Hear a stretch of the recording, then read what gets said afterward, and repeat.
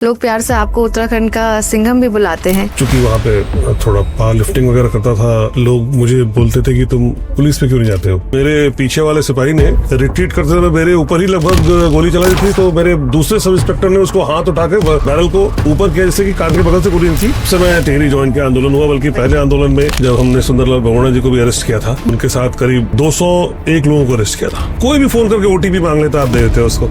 Report इसलिए करना चाहिए कि हो सकता है कि कोई बहुत बड़ा स्कैमर या बहुत बड़ा हैकर पकड़ा जाए इस चक्कर में। डिजास्टर हुआ केदारनाथ वाला, तो हम लोग बार बार यही कहते थे कि ड्रोन अगर होता तो हम लोग कई सारे लोगों को देख पाते, बचा पाते। पहाड़ों में नशा और बेरोजगारी दो बड़े प्रॉब्लम्स हैं। बेरोजगारी उसी तरह का है कि मैं कहता तो हूँ कि मैं ग्रेजुएट हूँ, लेकिन मुझसे अगर ग्रेजुएशन का पूछा जाए तो मुझे कुछ नहीं आता है। बिकॉज हमारा एजुकेशन सिस्टम इतना पैथेटिक है कि हमारे जो टीचर्स है ना, वो किसी गत के नहीं है। नेशनल गेम्स सिर्फ उत्तराखंड का नहीं, आई थिंक इंडिया के लिए भी बहुत बड़ा इवेंट था। आप सोचो ना, मतलब प्रधानमंत्री अपनी मन की बात में 1.25 मिनट बोले हैं इस पे। अरे पोटेंशियल बहुत है, सही ढंग से पूरेना नहीं गया था। क्यों अलग है आइस रिंक, और आइस रिंक और कहाँ पे है इंडिया में? वो हिंदुस्तान का अकेला आइस रिंक है, हिंदुस्तान का साउथ एशिया का अकेला आइस रिंक। अगर कोई बच्चा मेडल पा जाता है तो उसको तो करोड़ों मिल जाता है, लेकिन जो चूक जाता है उसकी लाइफ बहुत खराब हो जाती है। आज की डेट में लोग वही कर रहे हैं, एक मेडल मिलता है, मेडल से नौकरी पाते हैं, नौकरी पाके वो उनको लगता है कि उन्होंने लाइफ का एम्बिशन अचीव कर लिया, उसके बाद वो छोड़ देते हैं। वो छोड़ना नहीं चाहिए।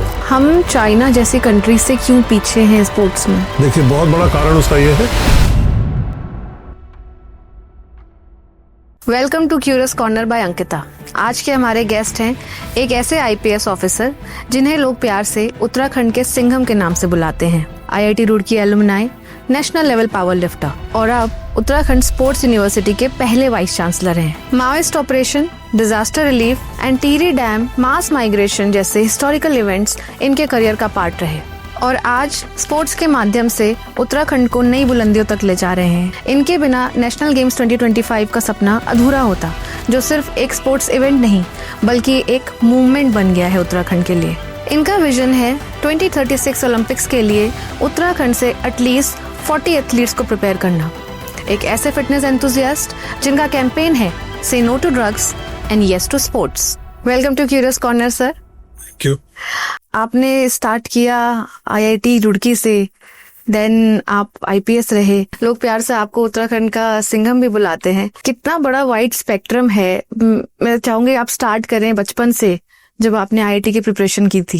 एक्चुअली देखिए, मैं बिहार से हूँ और हमारे यहाँ एक बड़ा अजीब सा कॉन्सेप्ट है कि अगर सिविल सर्विसेज में जाना है तो इंजीनियरिंग करना पड़ेगा। तो इंजीनियरिंग तो मेरे लिए एक तरह से बाई प्रोडक्ट ही हो गया था। यद्यपि वहां जाकर रियलाइज हुआ कि इंजीनियरिंग में बहुत कुछ सीखा। ऑल्दो मैं ये कहूंगा कि अपने पढ़ाई लिखाई ज्यादा एक जो कमराडरी होती है, दोस्ती बनाना होता है, रेजिलियंस होता है, ये सब चीजें ज्यादा सीखी। अपने दोस्तों के बीच में रह के किस तरह से तैयारी करनी है सिविल सर्विसेज की, उसको भी थोड़ा फोकस किया। और फाइनली मैं चूंकि वहां पे थोड़ा पावर लिफ्टिंग वगैरह करता था, लोग मुझे बोलते थे कि तुम पुलिस में क्यों नहीं जाते हो। उससे और थोड़ा मोटिवेशन हुआ और फिर फाइनली सिविल सर्विस एग्जाम्स देकर फिर मैं पुलिस में आया। IIT रुड़की से आपने पढ़ाई करी, क्या आप भी कोटा गए थे? नहीं, हमारे समय कोटा नहीं था ऐसा। उस समय कोटा का शौक थोड़ा बाद में आया। हमारे समय तो बहुत कम कॉन्सेप्ट था इस तरह से। हाँ, कोचिंग्स होते थे बिहार में, हमारे पटना में ही। हमारे जैसे मैं साइंस कॉलेज पटना से पढ़ा था, 12th किया था मैंने वहां से, तो वहां पे प्रोफेसर्स थे जो कि कोच करते थे और बाकी कुछ कोचिंग की बुक्स आती थी, उसके थ्रू हम लोग इंजीनियरिंग को क्रैक करते थे, जैसे अग्रवाल क्लासेस की थी। और किस उम्र से पावर लिफ्टिंग आप करते आ रहे हैं? अब पावर लिफ्टिंग तो मैंने आप ऐसे बता दो 16-17 साल से ही शुरू कर दिया था। अच्छा, कॉलेज से? जी। वो कौन एक ऐसा इंसान था जिसने आपको सजेस्ट किया कि सिविल सर्विस की तरफ जाना चाहिए, पुलिस में जाना चाहिए स्पेशली? वो एक्चुअली वही बात होती है कि जब आप कॉलेज में रहते हो तो कोई ना कोई आपके मतलब आपके साथ जिम जाता है और उसके बाद देखता है कि यार वो भले मैं कैसा भी हूँ, मतलब जिम के कारण पर्सनालिटी ऐसी है कि पुलिस में अच्छी रहेगी। तो दोस्तों में से ही किसी ने कहा मुझे क्यों नहीं तुम पुलिस में आते हो। अच्छा, तो वहां से फिर शौक है। और जब आप एक्चुअल में पुलिस में जब आप आ गए तो कैसा लगता है कि क्या बॉडी बिल्डिंग या पावर लिफ्टिंग हेल्प करता है? देखिए, फाइनली मेरी ये भ्रांति तो थी हाँ। क्योंकि मुझे लगा कि अब शायद पढ़ना लिखना नहीं पड़ेगा, पुलिस में आ गया हूँ। लेकिन ऐसा नहीं है, अब हर जगह दिमाग भी लगाना है, पढ़ाई भी करना है और अपने आप को इनोवेट भी करते रहना है। शुरुआत में जब काडर यूपी मिला तो ऐसा लगा कि हाँ, मतलब एक तरह से, क्योंकि बिहार का मैं रहने वाला हूँ और काडर यूपी एक तरह से अपने आप में बहुत ही बड़ा प्राइज्ड काडर माना जाता था, वो मिला था। और काफी बढ़िया हमारी मुरादाबाद और बरेली की पहली तो नौकरियां थी, उसमें अच्छे काम भी वहां किए, जिससे कि अपने आप को वहां पे पुलिसिंग में और पुलिसिंग के वर्क में एस्टैब्लिश भी किया।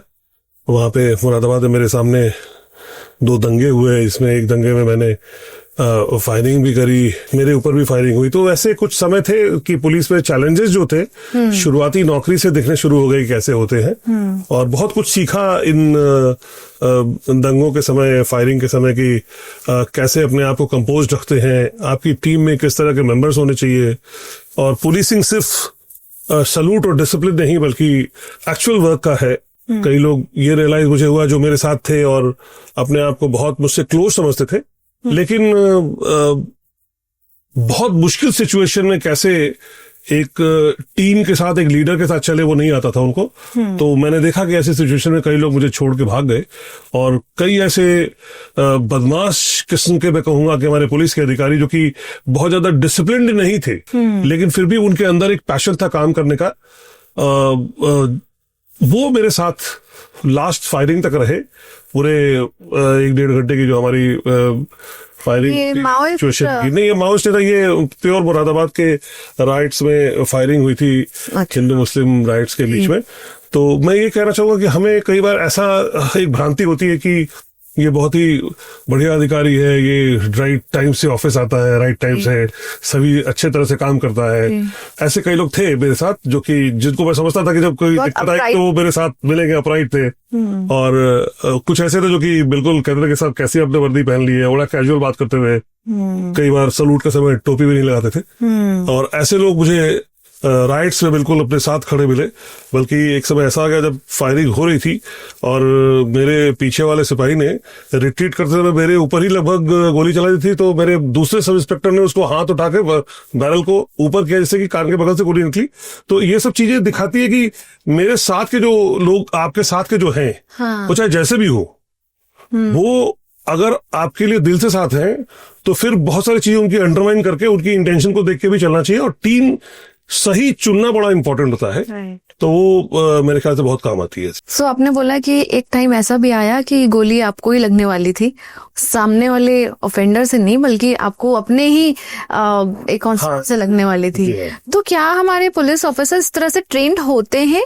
ट्रेनिंग तो होती है, फिजिकल ट्रेनिंग, बट इस तरह के सिनेरियोस के लिए क्या रेगुलर बेसिस पे ट्रेनिंग्स होती है? मैं इसको ट्रेनिंग का हिस्सा नहीं बोलूंगा। ये वही बात हुई कि देखिए, जैसे कि कई लोग वेपन अपने घर पे रखते हैं, लेकिन जब ऐसी आपदा की स्थिति आती है और ऐसी स्थिति आती है जब आपको सही में फायर करना होता है, उनसे फायर नहीं हो पाता है, हाथ कांप जाते हैं, वो वेपन उठा नहीं पाता है, या फिर गलत फायर कर जाता है। तो मैं ये नहीं कहूंगा कि मेरे साथ जो सभी थे वो एक्सपर्ट व्यक्ति थे। 2-4 अच्छे टीम मेंबर्स होते हैं, लेकिन कुछ लोग ऐसे होते हैं जिन्होंने ऐसी बड़ी सिचुएशन देखी ही नहीं जिसमें कि उनको भीड़ के ऊपर फायर करना पड़े। मैं जब ये बात कर रहा हूँ, मैं 2 अक्टूबर 2000 की बात कर रहा हूँ। 2 अक्टूबर 2000 में जो मुरादाबाद में दंगा हुआ था, बहुत बड़ा कर्फ्यू भी लगा था उस उसमें दो दंगे लगातार हुए। बल्कि उत्तराखंड उसके एक महीने बाद बना। मुझे इससे याद है क्योंकि मैं उस समय उत्तराखंड आने वाला था, लेकिन कुछ चूंकि इंक्वायरी वगैरह चल रही थी तो मैं रुक गया था कुछ। 9 नवंबर 2000 में बना। 2000 में बना था। तो ये क्या होता है कि उस समय ऐसे कई लोग होते हैं जो कि आपकी टीम के मेंबर भी होते हैं, लेकिन उन्होंने कभी ऐसी सिचुएशन देखी नहीं होती है, तो वो स्ट्रेस, ये कई बार स्ट्रेस होता है, और कई बार होता है उनका इंटेंशन नहीं था लेकिन गलती तो कहीं भी होती है। मैं इसमें जो मेन पॉइंट कह रहा हूं वो ये है कि उस परिस्थिति में भी आपकी टीम में कोई ना कोई ऐसा होता है, क्योंकि आपने अपनी ऐसी टीम बनाई है, कोई ना कोई ऐसा होता है जो कि आपके लिए खड़ा होके आपके बारे में देखता है, आपके बारे में सोचता है, और एक लीडर को कैसे काम करना चाहिए वो देखता है, तभी वो बचत में सामने आता है। नहीं तो वो अवॉइड भी कर सकता था।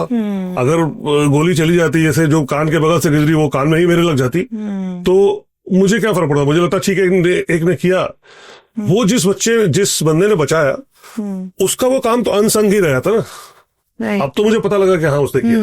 बहुत डिफिकल्ट सिचुएशन आती है। हम हमेशा बात करते हैं पुलिस ब्रूटैलिटी की, लेकिन हम कभी पुलिस के जो रिसोर्सेज उनके पास अवेलेबल हैं उस पर कभी बात नहीं करते हैं। बहुत डिफिकल्ट सिचुएशन में काम करना पड़ता है, राउंड द क्लॉक 24/7। आपने लीडरशिप में क्या प्रॉब्लम्स देखी, अपने साथ वाले लोगों को या अपने सबऑर्डिनेट्स को कैसे स्ट्रगल करते हुए देखा because of the challenging job? मैं कहूंगा कि हम लोग इस चीज को समझते हुए ही नौकरी को ज्वाइन करते हैं। तो मैं मानता हूं कि 24/7 अगर मुझे काम करने का कहा भी जाता है तो ह्यूमनली पॉसिबल जितना हो पाता है मैं उसकी बात कर रहा हूँ, because 24/7 obviously comes with the rider कि आपको सोना भी है, आपको खाना भी है, बाकी काम। बट 24/7 अगर आप अपनी जॉब में हैं, इसका मतलब आप सपना भी उसी का देख रहे हैं, आप काम भी वही कर रहे हैं, मतलब पूरे तरह से इनग्रॉस्ड है आप। तो इस तरह से जो लोग होते हैं उनके चैलेंजेस अपने किस्म के होते हैं। आप देखोगे प्राइमरली कुछ लोग ऐसे हैं जो कि सकम कर जाते हैं, फिर बोलते हैं नहीं यार मुझे नहीं करना है, मैं पुलिस के लिए बना ही नहीं। वो एक कैटेगरी होती है, पुलिस में आते जाते हैं बट उसके बाद फिर निकल जाते हैं, ये अपने ट्रांसफर्स ले लेते हैं। वो सेकंड कैटेगरी हो गई कि वो कहते हैं कुछ दिन के लिए मुझे ब्रीदर दे दो, मैं कुछ दिन छुट्टी जाऊँ, फिर बोलते हैं नहीं यार मुझे फिर से फील्ड को जॉब करना है। मुझे लगता था कि मैं फील्ड जॉब अभी और भी कर सकता हूँ, तो मैं इसीलिए फॉर्चुनेटली उत्तराखंड में रहते हुए जब तक कि मैं डीआईजी नहीं बन गया तब तक मैं फील्ड में ही रहा।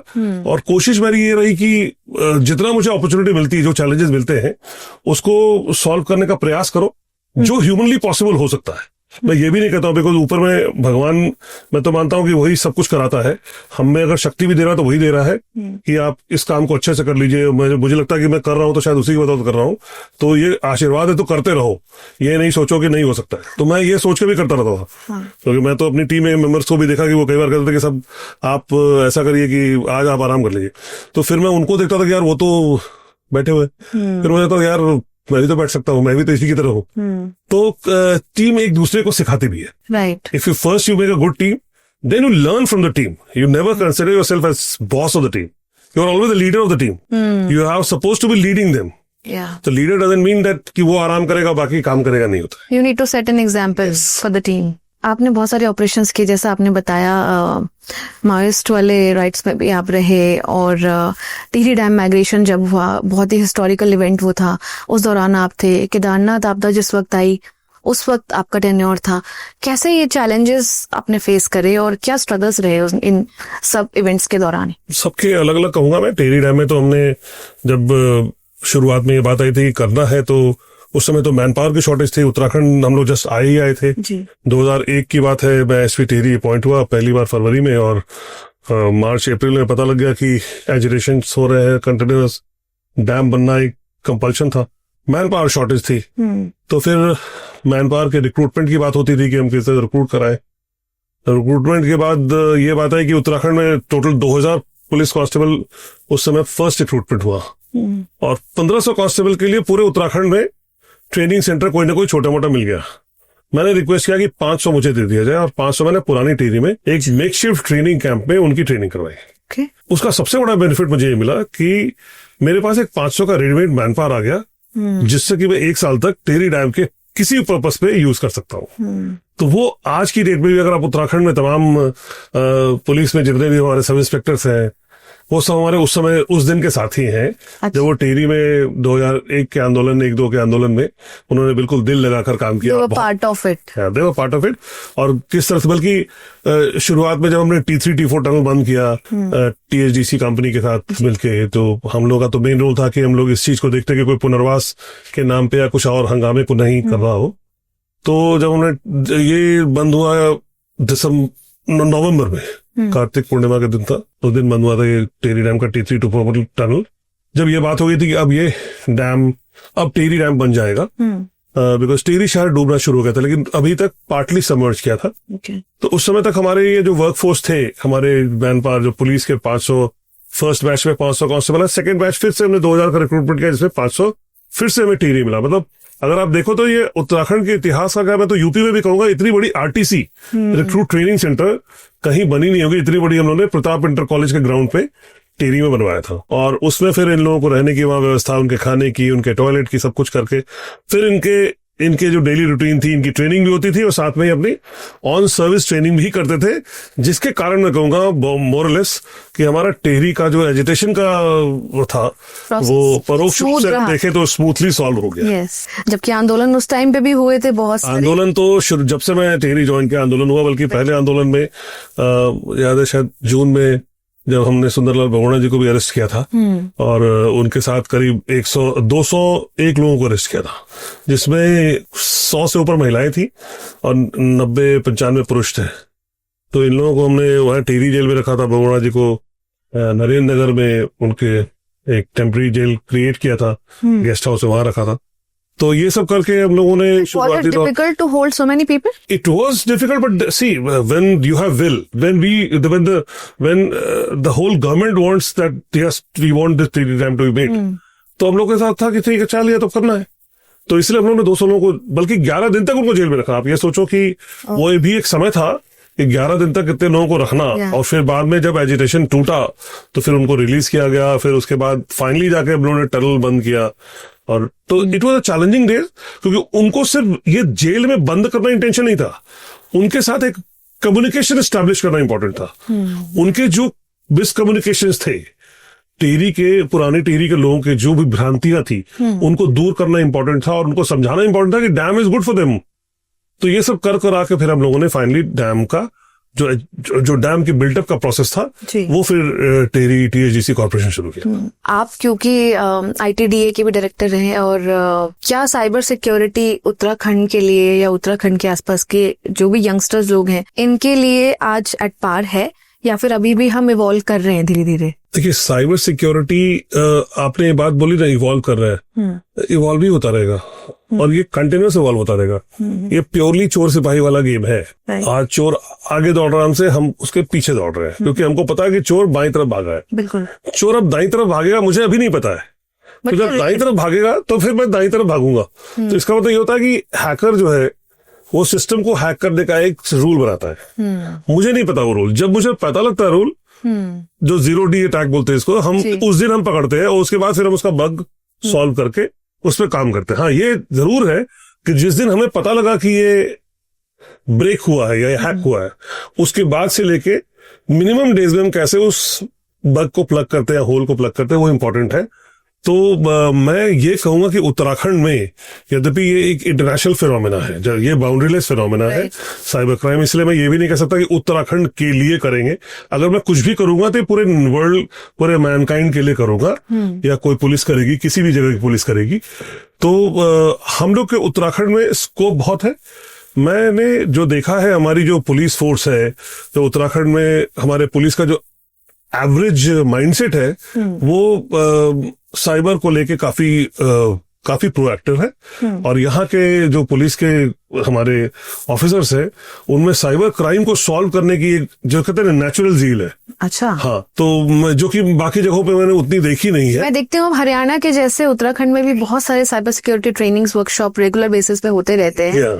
तो अगर किसी इंसान के साथ किसी गांव में या किसी रिमोट एरिया में या शहर में कोई ऐसा क्राइम होता है, तो फर्स्ट अप्रोच क्या होनी चाहिए? पहले तो देखिए, साइबर हेल्पलाइन पे डालना बहुत आवश्यक है, जो गवर्नमेंट की साइबर हेल्पलाइन। साथ में मैं लोगों से हमेशा से कहता रहा हूं ये चीज कि अपने, मतलब कुछ चीजें होती है जिसको कि साइबर हाइजीन बोलते हैं, हम लोग साइबर हाइजीन मिस कर जाते हैं। What is cyber hygiene? अगर आप बोलो साइबर हाइजीन, तो आप अपने साइबर एटमॉस्फेयर को कितना साफ रखते हो, आप कैसे पासवर्ड प्रोटेक्ट करते हो, आप समय समय पासवर्ड बदलना, ये पहला है, साइबर हाइजीन है। दूसरा, आपसे कोई भी फोन करके OTP मांग लेता है, आप दे देते हो उसको, नहीं देना चाहिए। दूसरा साइबर हाइजीन, मतलब कुछ ये मैं कहूंगा कि आप प्रिवेंटिव मेजर्स कितने लेते हो, आप कितने समय में अपना पासवर्ड चेंज करते हो, आप अपने प्रोफाइल को हमेशा एक्टिव रखते हो, अपने प्रोफाइल को हमेशा पब्लिक फेसिंग रखते हो। तो आपको कुछ चीजें आपको ऐसी देखनी पड़ेगी जिससे कोई वो मिसयूज न कर पाए। यद्यपि देखिए, अभी AI का जमाना आ गया है और आपके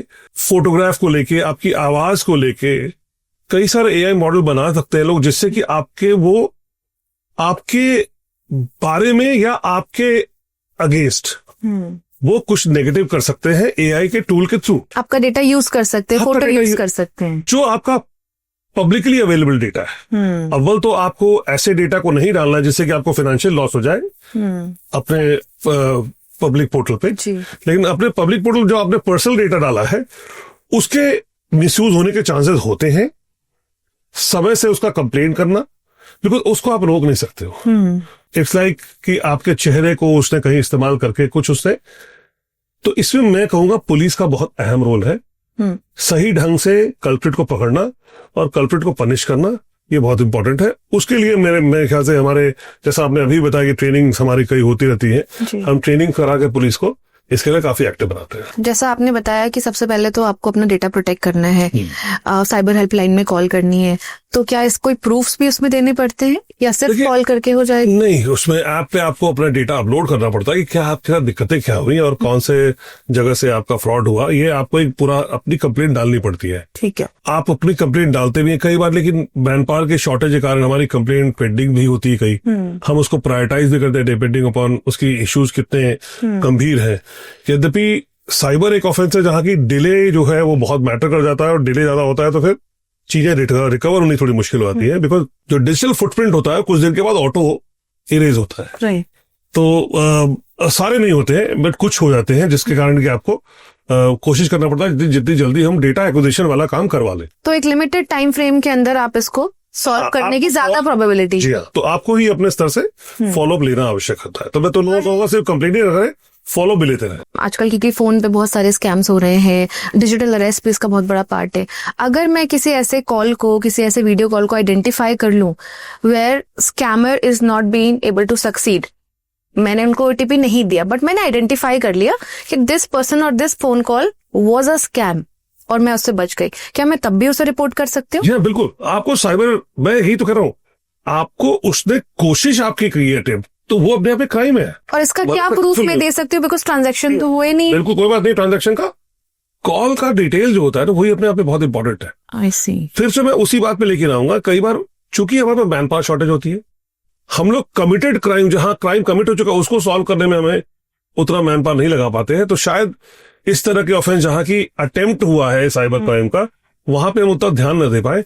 लेकिन फिर भी मैं कहूंगा कि इसको रिपोर्ट इसलिए करना चाहिए कि हो सकता है कि कोई बहुत बड़ा स्कैमर या बहुत बड़ा हैकर पकड़ा जाए इस चक्कर में। एंड हम तो ऐसा सोचते हैं कि अभी मेरे साथ फ्रॉड हुआ नहीं, मैं तो बच गई, और हम उतने में खुश हो जाते हैं।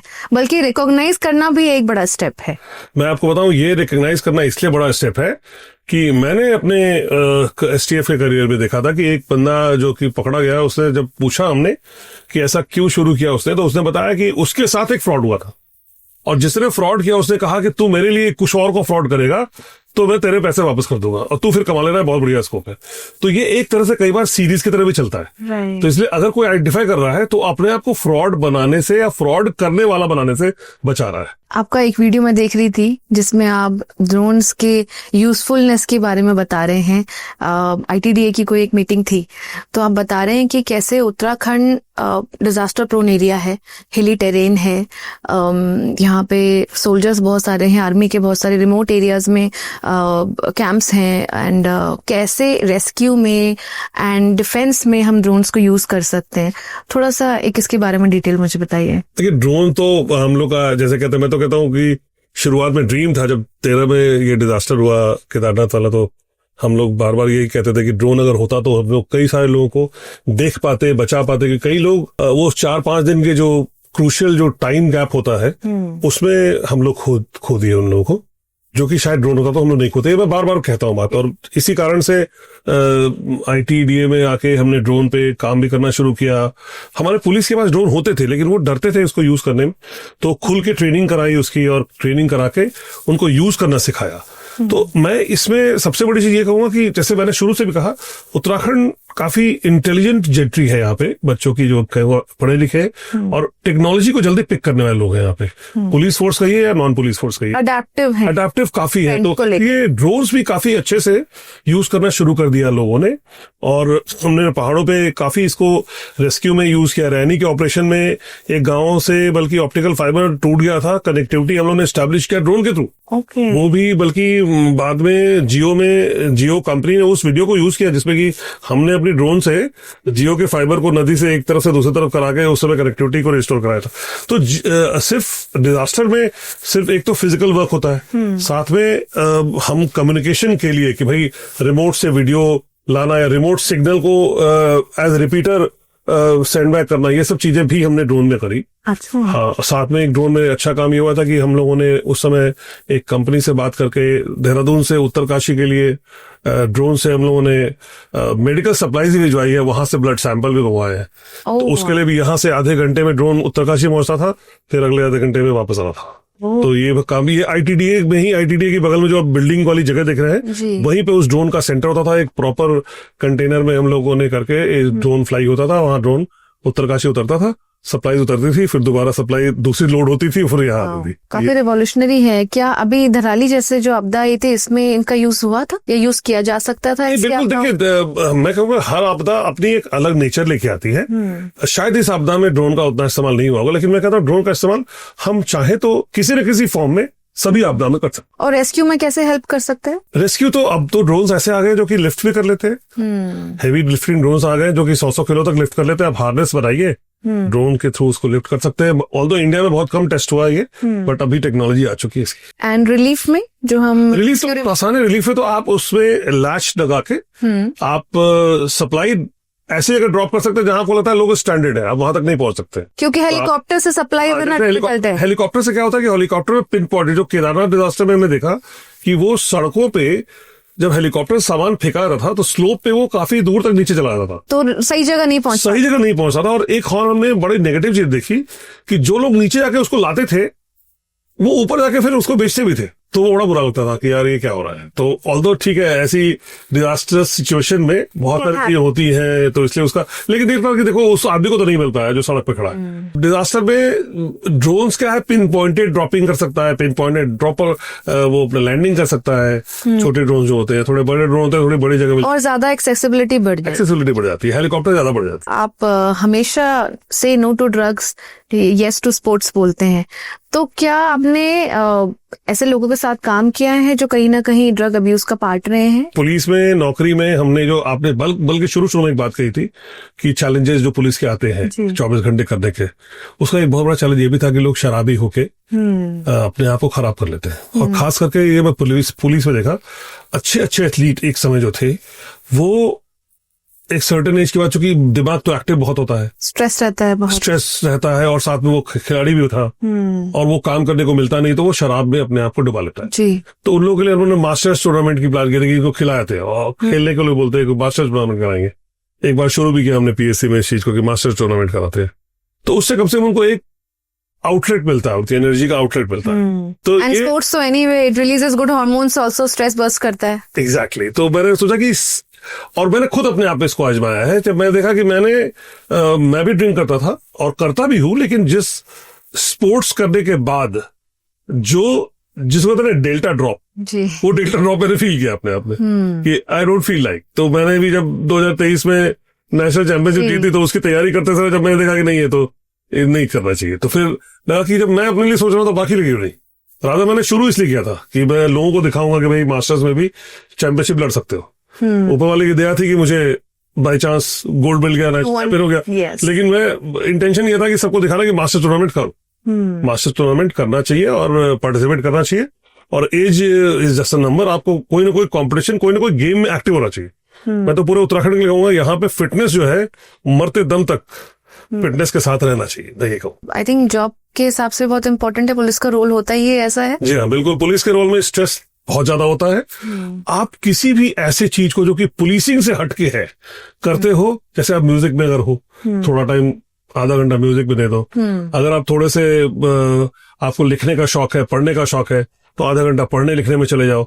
या फिर आपको अगर खेलने का शौक है, जिससे बढ़िया कुछ नहीं हो सकता, आपको फिजिकल एक्टिविटी देता है, आपको माइंड के भी उसको डाइवर्ट करता है, आपको नॉन पुलिसिंग एक्टिविटी में डालता है, तो उससे आपको एक रिजुवेटिंग एनर्जी मिलती है। अभी आपने पावर लिफ्टिंग किया, आपने जैसा बोला कि गोल्ड भी, आपने कितना ट्रेनिंग लगा इसमें अपने आप को प्रिपेयर करने में? कितना ब्रेक आपने लिया हुआ था पहले, या you were continuous with it? नहीं, ब्रेक तो लिया था। मतलब नौकरी में बहुत मुश्किल होता है प्रोफेशनल पावर लिफ्टिंग करना। तो ये फॉर्चुनेटली मुझे एक विंडो मिला था जिसमें कि मैं बहुत ज्यादा मेरे पास काम का स्ट्रेस नहीं था और मैं सुबह शाम जिम जा सकता था और दिन में 1-2 घंटे का जो टाइम मिलता है नैप का वो भी ले लेता था।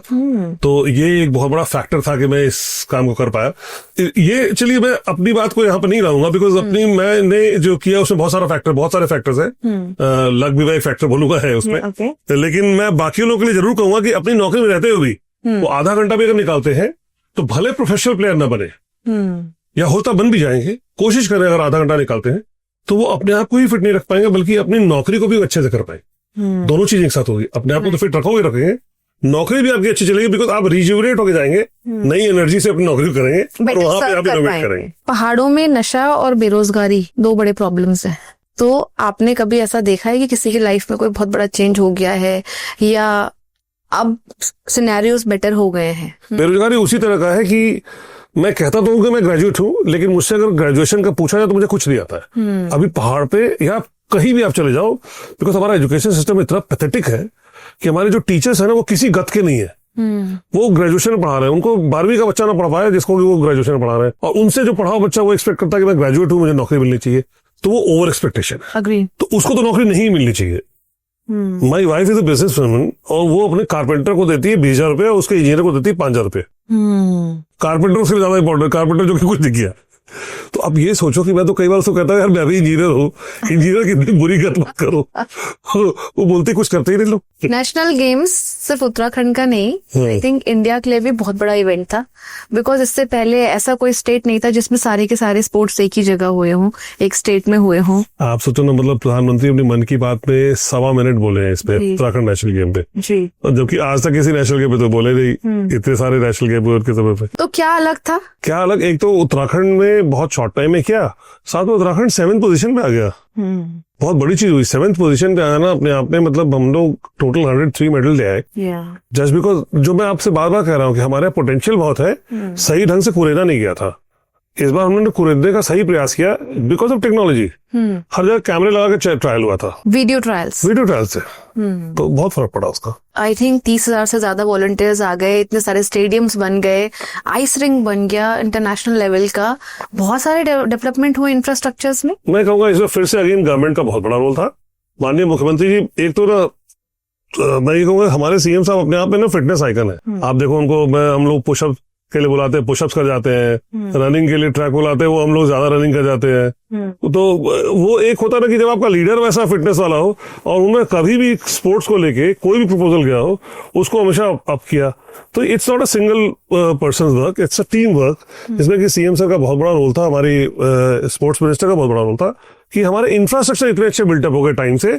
आइसिंग जो दबा हुआ था उसको हमारे सीएम सर के इंस्पिरेशन से हम लोग जगा पाए।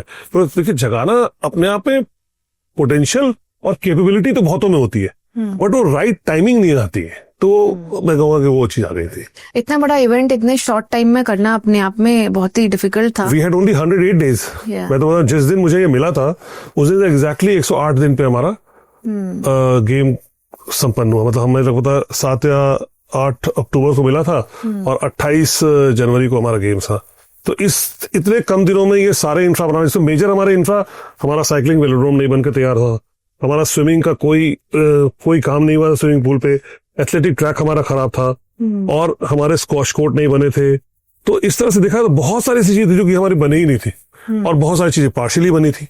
तो उन सबको दिन रात करके कंप्लीट, मतलब पूरे हमारे खेल विभाग की टीम, युवा कल्याण विभाग की टीम मिलकर की है इसको। मेडल्स तो जैसे हमारे आए ही बहुत सारे, लेकिन ऐसी बहुत सारी रिवॉल्यूशनरी चीजें हुई, जैसे आपने ई वेस्ट का मेडल बनवाया एंड सोलर सिस्टम पे डिपेंडेंस बहुत रही। तो ये कैसे रिसाइकल रीयूज वाला आइडिया कैसे इस पे आया? देखिए, ई वेस्ट पे मैं पहले से काम करता रहा हूँ और आईटीडीए में भी था, बल्कि यहाँ देख सकते हैं एक हमारे ई वेस्ट का प्रॉपर स्टूडियो बनाया था ये आईटीडीए में। ई वेस्ट पे उस समय से काम करते करते जब टोक्यो ओलंपिक देखा हमने कि वहां पे ई वेस्ट के मेडल थे जी, तो ये लगा कि उत्तराखंड में भी हमारे इस नेशनल गेम में क्यों ना ई वेस्ट का मेडल हो। और प्राइस में यद्यपि थोड़ी ज्यादा जरूर हो रहे थे, लेकिन बाकी अगर नेट कॉस्ट को देखे तो वो हमारा कम हो रहा था। तो हमने इसलिए ई वेस्ट के मेडल को देखा और 100% ई वेस्ट मेडल बनाए। सोलर का एक बड़ा इंपॉर्टेंट रोल था कि हमें बिजली के बिल को कम करना था। और अगर देखिएगा जितने मैक्सिमम हमारे स्टेडियम्स होते हैं और हमारा ओपन स्पेस बहुत होता है, ओपन रूफ्स बहुत होती हैं जिसपे कि हम कर सकते हैं। तो हमने 4 मेगावाट का करीब सोलर सिस्टम लग गया हमारा।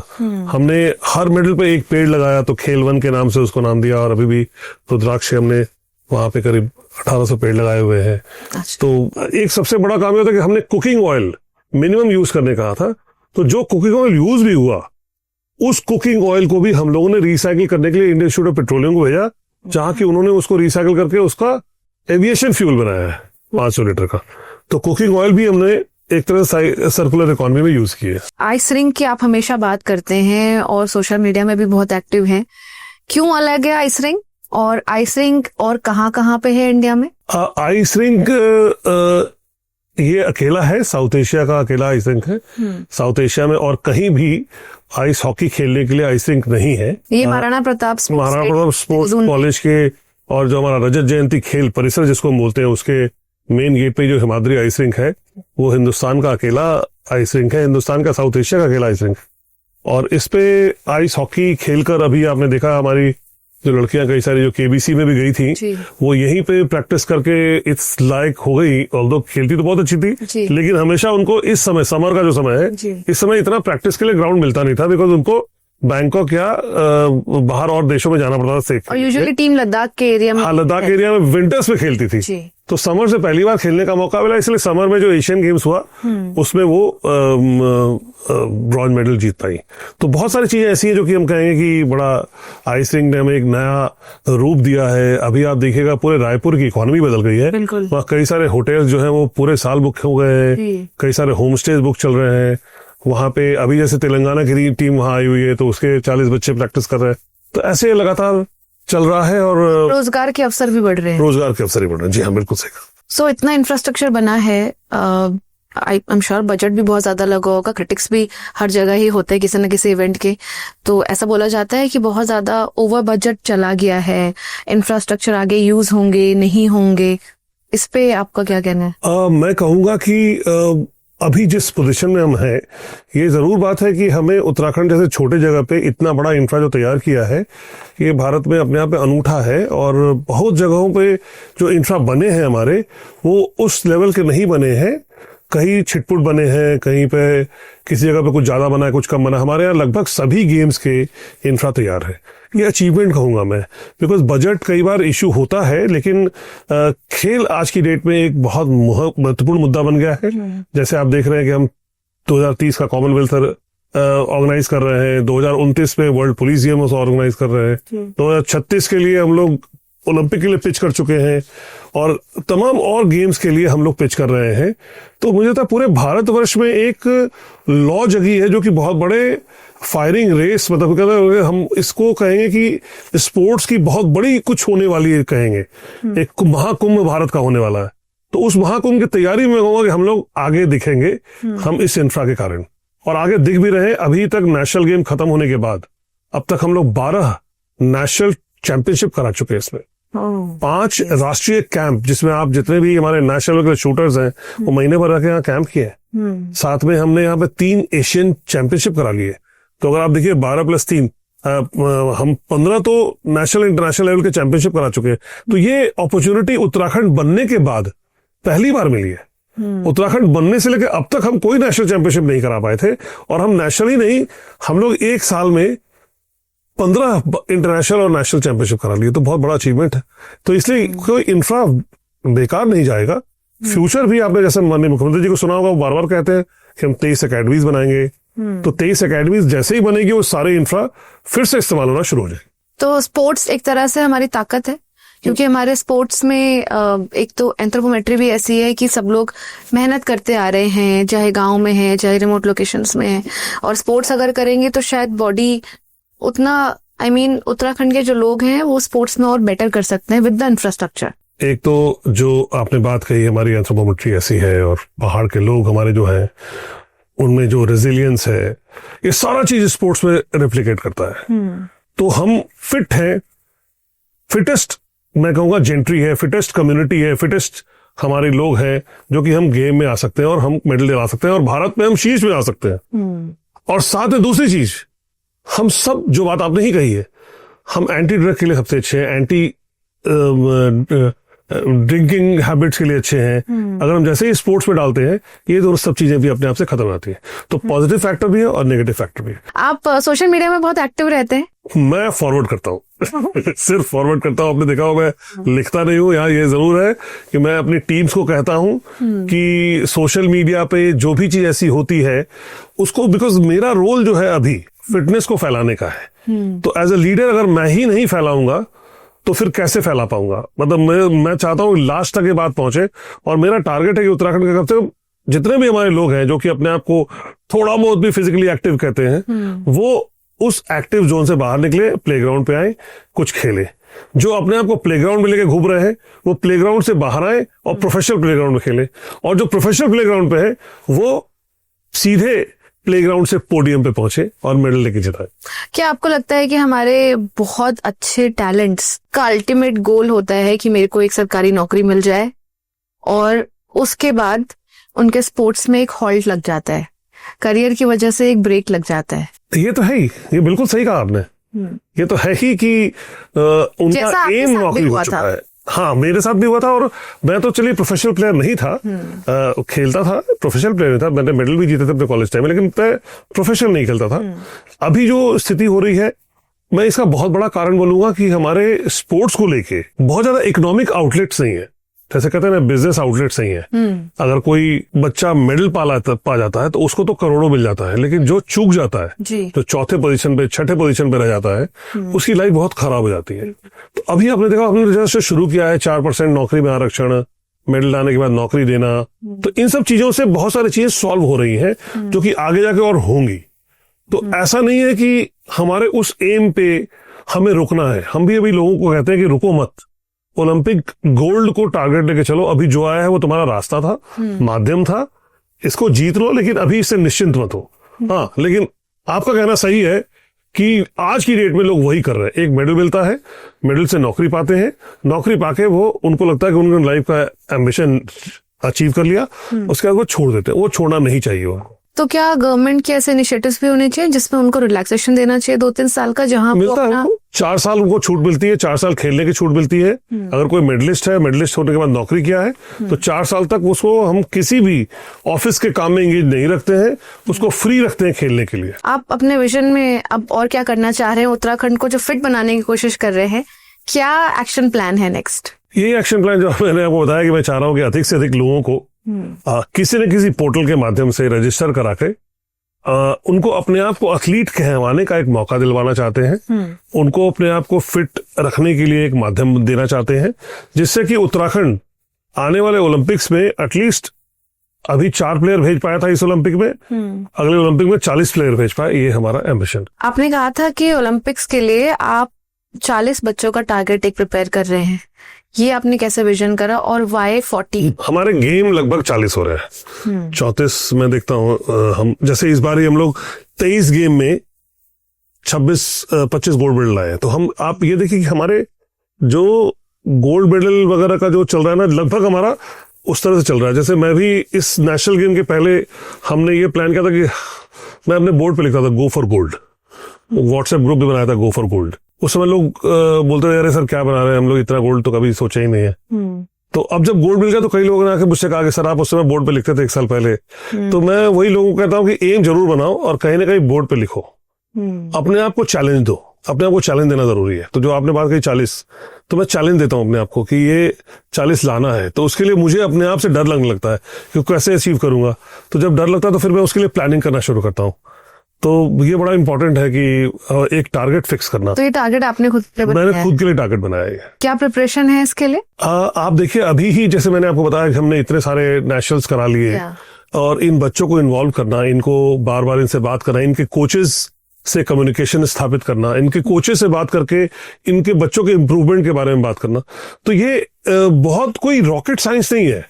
जैसे मैंने आपको बताया ना कि हमें सिर्फ उत्तराखंड में जेंट्री बैठी हुई है ओलंपिक गोल्ड लेने के लिए, हमें सिर्फ सही ढंग से उसको कुरेदना है और उसको एक ट्रांसपेरेंटली फ्री मॉडल पे उसको सिलेक्शन करा के वहां तक पहुंचाना है, वो पहुंच जाएगा। आई एम श्योर आपने बहुत रिसर्च इस पे किया होगा। हम चाइना जैसी कंट्री से क्यों पीछे हैं स्पोर्ट्स में? देखिए, बहुत बड़ा कारण उसका ये है अर्ली सिलेक्शन। एक तो जब भी मैं देखता हूँ हमारे यहाँ 11-12 साल उम्र हो जाती है जब कहता है बच्चा कि मैं आज ये खेलना चाहता हूँ, चाइना हमसे 6 साल थोड़ा पहले कर लेता है वो चीज। तो हम लोगों ने इसको कोशिश किया शुरू करने का, यद्यपि हमारे यहाँ वो मैच्योरिटी लेवल नहीं आ रही, लेकिन हम लोग फिर भी कुछ ना कुछ अचीव कर पाएंगे जो कि पहले से बेटर होगा। तो ये बस 12-13 साल जो भी एंट्री हो रही है ना, जब आदमी कहता है कि मैं ये गेम खेल सकता हूँ, उसको मुझे 7-8 साल पे लाना है। ये हमारा एक टारगेट है जिसको कि हम लोग अचीव करना चाह रहे हैं। हाँ, हमने अंजना मैम से भी इस बारे में बात करी, जो वुशु की कोच भी हैं, अपने आप भी खेलती हैं। उन्होंने भी हमसे सेम ही चीज शेयर करी थी कि बच्चा जितनी जल्दी टीचर के पास, कोच के पास आएगा, उतना उसको शेप करना बेहतर हो जाता है। पक्के हुए खिलाड़ी को अनलर्न कराना उसकी बैड हैबिट्स बहुत मुश्किल होता है। सबसे इंपॉर्टेंट ये है कि उस खिलाड़ी ने अगर कोई गलत स्टैंस पिक कर लिया है, उस गलत स्टैंस को अनलर्न कराना ज्यादा मुश्किल है बजाय कि नए को आप सिखा दो। तो इसलिए जितना यंग पकड़ेंगे उतना फायदा होगा। मैं अभी भी कहूंगा कि जितना यंग हो सकता है खिलाड़ी, वो अपने आप को मान ले कोई मैं ये खेल सकता हूँ, भले बाद में अपनी विधा को चेंज कर ले, बट एटलीस्ट ही शुड और she should have some game fixed in his mind, in her mind कि मुझे ये करना है। आपने बेरोजगारी वाले एक मुद्दे पे बहुत अहम बात बोली कि हमारे टीचर्स ही अच्छे नहीं है, इसीलिए इस तरफ जा रहे हैं। तो क्या स्पोर्ट्स में भी ऐसा है? बिल्कुल ऐसा है, तभी हम बार बार बोलते हैं इस बात को कि हमें कोचेस की ट्रेनिंग भी करानी चाहिए। कोचेस की ट्रेनिंग बहुत इंपॉर्टेंट है। और मैंने नेशनल गेम के पहले 2 कोच कॉन्क्लेव कराया था, इसमें 2 साइंटिफिक पूरे मॉडल बना के कोचेस की ट्रेनिंग कराई थी। उसी का नतीजा था कि हमारे कोचेस थोड़े अलर्ट हुए, थोड़े एक्टिव हुए, और कुछ नहीं, मैक्सिमम क्या उनको जानकारी हुई, उनको इस बात का एहसास हुआ कि भरे मंच से जब लोगों ने बताया कि नहीं तुम गलत कोच करते हो, तो इस कोचेस के साथ एक बहुत बड़ी प्रॉब्लम क्या होती है कि वो अपने स्टाइल से कोच करते हैं। उनका जो स्टाइल था उसपे वो ओलंपिक गोल्ड नहीं ला पाए थे। वो करेक्ट, वो उसी स्टाइल को रेप्लिकेट करा रहे हैं, तो कैसे ला पाएंगे? तो इसलिए उनको भी बीच बीच में सही स्टडी करना बहुत जरूरी है, उनको भी गाइड करना बहुत जरूरी है। बट ऐसे तो वर्ल्ड में बहुत सारे कोचेस हैं जो खुद बहुत ज्यादा नहीं कर पाए, लेकिन उनके स्टूडेंट्स करते हैं। यही बात तो मैंने कही आपको, तो इसीलिए तो वो अपने आप को लर्न करते हैं, वो टेक्निक लर्न करते हैं। जैसे मुझे पता है कि मैं अगर झुकूंगा तो आगे गिर जाऊंगा, तो मैं झुकता नहीं हूँ, दूसरे को भी सिखाता हूँ मत झुको। तो वो चीजें जो होती है कि आपको पता होता है कि गलती आपसे कहाँ हुई, आप उस गलती को ठीक है अपने में नहीं कर पाए बिकॉज ऑफ दो फैक्टर कहूंगा। पहला कि आपकी उम्र हो गई कि आप नहीं कर सकते, लेट हो गया। दूसरा फैक्टर होता है कि आप अब वो करने की स्थिति में भी नहीं है, लेकिन आप यंग को तो सिखा सकते हैं ना। आप उत्तराखंड में बहुत सारे डायमेंशंस पे रहे, इतने डायमेंशंस पे आपने काम करा। अभी स्टेट में क्या ऐसे प्रॉब्लम्स हैं और क्या ऐसी चीजें हैं जिसको सॉल्व करना चाहिए? क्या स्ट्रगल्स हैं उत्तराखंड के अभी? मैं देखिए स्पोर्ट्स को लेके बात बोलूंगा अभी। मैं अभी मानता हूं कि हमें जितना ज्यादा हम फिटनेस को अपना मेन फोकस बना के चलेंगे, क्योंकि एक फिट माइंड जो होता है और स्पोर्ट्स खास करके उसमें इतना रेजिलियंस होता है ना कि आप डेली हार जीत देखते हो अपने सामने। आज आप गए, आज हारा, लौट के आ गए, फिर आप जीते, फिर अगले दिन हारे, फिर अगले दिन जीते। तो जीत हार का सिलसिला आप देखते रहते हो, तो आपको बुरा नहीं लगता है। आपको हार में बुराई नहीं लगती है, आपको किसी चीज को न मिलने में बुराई नहीं लगती है। अगर कोई चीज आपसे डिनाई हो जाए तो आपको बुरा नहीं लगता है। तो ये जो रेजिलियंस होता है ये गेम्स डेवलप करता है आप में। अगर हर आदमी गेम्स में इन्वॉल्व हो जाए तो जितने भी प्रॉब्लम्स आज की है ना, उसको सॉल्व करने का एक नया तरीका निकालने का प्रयास करेगा, मुझे ऐसा लगता है। तो मुझे लगता है कि हमें उत्तराखंड में स्पोर्ट्स में मैक्सिमम लोगों को डालने की आवश्यकता है। बाकी प्रॉब्लम्स तो है, उनकी समस्याएं भी निकलेंगी, लेकिन शायद स्पोर्ट्स में जाने से वही लोग इस समस्या को सॉल्व करने के लिए एज अ कम्युनिटी आ सकते हैं। आप लगातार ये बोलते आ रहे हैं कि स्पोर्ट्स में हमें आगे आना चाहिए, लेकिन उत्तराखंड में तो इंफ्रास्ट्रक्चर बन गया है। बहुत सारे ऐसे गांव हैं, आप कभी सतपुली से अगर आप कोटद्वार की तरफ जाएंगे तो आपको रास्ते में ऐसे बहुत सारे लोग दिखेंगे, यंग बच्चे दिखेंगे, जिन्होंने बार्स लगाए हुए हैं एकदम सड़क के पीछे। बिल्कुल। और वो वहां पे कोचिंग करते हैं, वहां पे ट्रेनिंग करते हैं, पुशअप्स भी वहीं लगाते हैं। उनके पास कोई ऐसा इंफ्रास्ट्रक्चर नहीं है, और पहाड़ पे है क्योंकि तो कोई मैदान भी नहीं है उस एरिया में जहाँ पे खेल सके।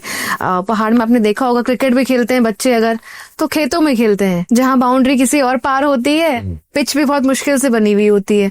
तो ऐसे रिमोट एरिया से बच्चा देहरादून ही आके स्पोर्ट्स खेलेगा, या वहां पे भी ऐसे कुछ आने वाले टाइम में डेवलपमेंट दिख सकता है? वहाँ डेवलपमेंट है, ऐसा आप जो कह रहे हो ना, ये मैं मानता हूँ कि चैलेंज होता है पहाड़ों पे खेल का मैदान बनाना, लेकिन अभी भी हमारे पास 111 खेल के मैदान है पहाड़ों पे। हमारे युवा कल्याण और खेल विभाग के हैं, और स्टेडियम्स, अगर खेल मैदान स्टेडियम्स को मिला दे तो मेरे पास 200 से ऊपर की संख्या है। तो ये हमारे 95 ब्लॉक्स में ही बटे हुए हैं। ये जरूर है कि इनकी और भी संभावना हो सकती है, और जैसा कि आपसे शुरू में बात करके हुए बताया था मैंने कि हम मैक्सिमम जो स्कूल के ग्राउंड हैं उनका भी इस्तेमाल इस तरह से कर सकते हैं कि शाम के वक्त उसमें हम कुछ कोचिंग चला सकें। सब कुछ मैन पावर डिपेंडेंट होती है, तो मैन पावर की कहीं ना कहीं हम क्राउड सोर्सिंग भी उसको कर सकते हैं कि उन्हीं में से कोई एक कोच बन जाए जो कि बेसिक लेवल की ट्रेनिंग दे दे। और जहां तक कि बेसिक मेंटेनेंस की बात है वो भी कम्युनिटी फोर्स हो सकता है। तो करने का तरीका है, किया जा सकता है, मैं कहूँगा उसका मॉडल डेवलप कर सकते हैं हम लोग। और पहाड़ों पे भी हम फिटनेस को जितना अधिक से अधिक बढ़ा सके उसके लिए गेम्स को प्रमोट कर सकते हैं। क्या इस तरह के कोई अगर मेरे घर में या मेरे स्कूल के आसपास मेरे गांव में कोई ऐसी फैसिलिटी है जो डेवलप हो सकती है या फैसिलिटी नहीं है, इन केसेस में अगर कोई अप्रोच करना चाहे आपको, तो किस तरह से अप्रोच कर सकता है कि भाई यहाँ पे आइडेंटिफाई 15-20 प्लेयर्स हैं और इस एरिया में एक फैसिलिटी डेवलप होनी चाहिए? तो क्या इस तरह से कोई अभी जरिया है जहाँ पे आपको कांटेक्ट किया जा सकता है? खेल के मैदान के लिए तो तमाम हमारे पास एप्लीकेशन आती है, ये मैं आपको सही बता रहा हूँ। बजट की कई बार क्रंच होती है मैक्सिमम टाइम में, जिसके कारण हम खुद से खेल का मैदान बना नहीं पाते हैं। लेकिन जहां तक आप कह रहे हो कि वो प्लेयर एक्सपर्ट है, प्रोफेशनल है, वो खेलने का ग्राउंड चाहता है, तो मैं श्योर करना चाहता हूँ हमारे पास ग्राउंड्स की सूची भी है, और हमारे district sports officer DO PRD जो हमारे हैं ये उनको सही डायरेक्शन में दे सकते हैं कि कहाँ जाके वो ले सके। नहीं तो फिर मैं भी अवेलेबल हूँ जो बता सकता हूँ। तो हर डिस्ट्रिक्ट का एक स्पोर्ट्स ऑफिसर होता है, हर डिस्ट्रिक्ट में आप जा सकते हैं। सिंघम ऑफ उत्तराखंड बनने के लिए क्या क्या क्वालिटीज होनी चाहिए? अपना काम करते रहिए, रिजल्ट को मत देखिए। और जब इतनी फैन फॉलोइंग आपकी है, लोग आपको इतना inspiration as a role model देखते हैं, एज अ रोल मॉडल आप क्या बोलना चाहेंगे उन लोगों को जो आपको एज अ रोल मॉडल देखते हैं? तो मैं लोगों से भी कहूंगा कि अपने आप को बहुत ज्यादा किसी भी बात का घमंड पे लेके नहीं चलना चाहिए कि मैं इस पोजीशन पे हूं तो मैं ये कर सकता हूं, मुझसे कोई छोटा है तो कोई मुझसे बड़ा है। ये चीज से बाहर निकल जाना चाहिए, एक मिशन मोड में काम करना चाहिए। आप एक टीम बना के काम करिए, टीम के मेंबर बनिए, टीम के लीडर बनिए, अपने रोल को समझिए और आगे काम करिए, और रिजल्ट ओरिएंटेड काम करिए। बहुत अच्छा लगेगा, बहुत एंजॉय करेंगे। तो हम्बल बनिए सबसे पहले, और अपना एक टारगेट सेट करिए, अपने मिशन के लिए काम करिए, रेजिलियंस लेकर आइए। Thank you so much for sharing your insights और हमें इतनी इंस्पिरेशन चीजें सिखाने के लिए। Thank you.